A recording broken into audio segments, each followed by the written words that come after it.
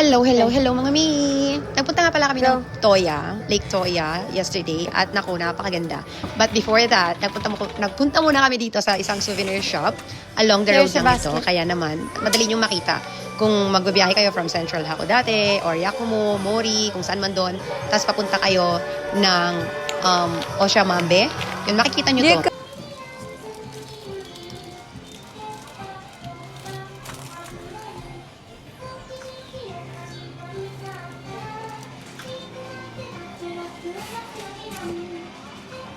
Hokkaido made special milk, so they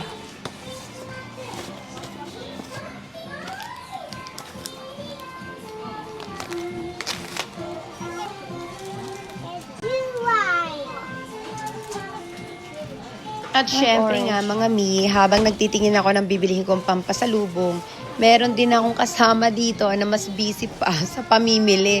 Hindi niya alam kung anong bibilihin niya kasi sobrang daming goodies for toddlers, mga kids. Actually, nung nagpunta kami dyan, ang daming family na may mga youngsters. This is China. One. My ear. There's Mickey. I want Mickey. Which one? Mickey. At ito talaga yung bukaw. How do you say that? Ito talaga, laging ito yung pinapabili niya kapag pupunta kami ng mga souvenir shops. Show it to the Ito camera. yung lolly holder They na got yan. Mickey. Grabe, sobrang gusto niya yan. Parang makukumpleto niya na ang mga characters. Oh, hindi naman masyado, pero ang dami na kasi mga mi. At ayan na nga mga mi, pinutol ko na yung video para hindi masyadong masama yung mga faces ng mga Hapon dito.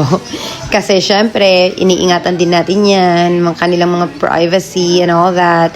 So, anyway, paalis na rin kami. Talagang nag-unat-unat lang ako ng legs kasi nga medyo mahaba pa yung ida-drive ko that time. Pero ang saya. So, pag pupunta kayo ng Oshamambe, daan lang kayo dyan. Along the way lang naman yan as in left side lang. So, yun. Enjoy watching. Maraming salamat mga mi, mga bi. Mwah. Sis, how can you say no to that face? Oh, sis.